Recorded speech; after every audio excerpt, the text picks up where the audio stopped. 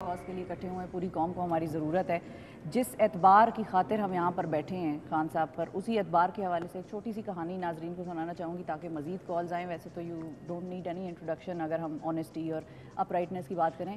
ایک شخص جس کے والد صاحب 2007-8 میں بیمار تھے اور وہ ایک ہسپتال میں ایڈمٹ تھے، اور ان کا بیٹا ان کے کمرے کے باہر بیٹھا رہتا تھا، کیونکہ اس ہسپتال کی پالیسی یہ تھی کہ خاص آورز کے بعد اس کمرے میں انٹر نہیں کیا جا سکتا۔ وہ ہسپتال شوکت خانم تھا اور وہ بیٹا عمران خان تھا۔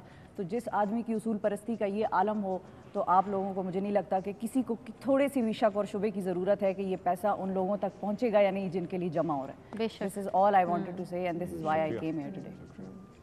جی، آپ کی کالز کا سلسلہ جاری ہے۔ نمبر آپ کی اسکرین پر آ رہا ہے، ویب سائٹ بھی آپ کی اسکرین پہ آ رہی ہے، اور وہ اکاؤنٹ نمبرز بھی آپ کے آ رہے ہیں۔ ایک C M flood relief fund ہے پنجاب، اور دوسرا ہے C M flood relief fund Khyber Pakhtunkhwa.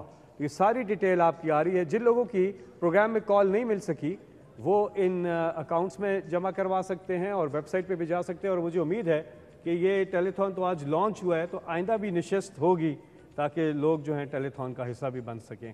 آئندہ بھی دیکھیں، یہ اصل میں جو چیلنج ہے، جو امتحان ہے پاکستان کے لیے، یہ کوئی 2020 میچ نہیں ہے، یہ ایک ٹیسٹ سیریز ہے پوری، یعنی یہ بڑا لمبا چلے گا۔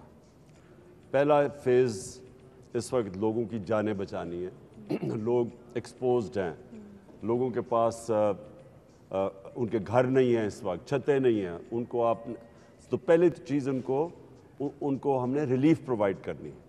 تو پہلا تو یہ جو پیسہ یہاں اکٹھا ہوگا انشاءاللہ وہ گورنمنٹ علیحدہ ان کی اپنے بجٹ سے پیسہ دیں گی، اور یہ جتنا بھی پیسہ اکٹھا ہوتا جائے گا ریلیف پہ جائے گا۔ لیکن اصل میں ہمیں پیسے کی ضرورت پڑے گی جب ان لوگوں کے گھر بنانے ہوں گے، ریبیلیٹیشن، جس طرح ابھی سی ایم صاحب نے بتایا کہ کیسے اب آپ ان کے گھر جب تباہ ہو گئے اور پتہ نہیں کتنے ہزار گھر تباہ ہو گئے، تو وہ پھر دوسرا فیز آئے گا اس کا، اور پھر گورنمنٹس کے اوپر پریشر پڑے گا کیونکہ پل ٹوٹ گئے ہیں، سڑکیں ٹوٹ گئی ہیں، وہ ایک علیحدہ بہت بڑا ایک خرچہ آئے گا۔ تو میں آخر میں صرف یہ کہنا چاہتا ہوں، یہ اس طرح کا جب امتحان آتا ہے تو یہ صرف قوم مل کے لڑ سکتی ہے۔ دوسری جنگ عظیم میں جرمنی اور جاپان بالکل تباہ ہو گئے، تو وہ قومیں نے مل کے 10 سالوں میں وہ پوری تباہ ہوئی قومیں کھڑی ہو گئی پھر سے اور جائنٹس بن گئے۔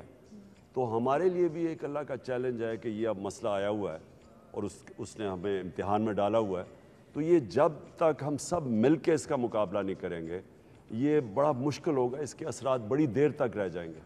تو انشاءاللہ جو ہماری کوشش ہے کہ ایک اوور آل ایک نیشنل کوآرڈینیٹڈ ایفرٹ، ایک قوم مل کے انشاءاللہ ہم اس کا مقابلہ کریں گے۔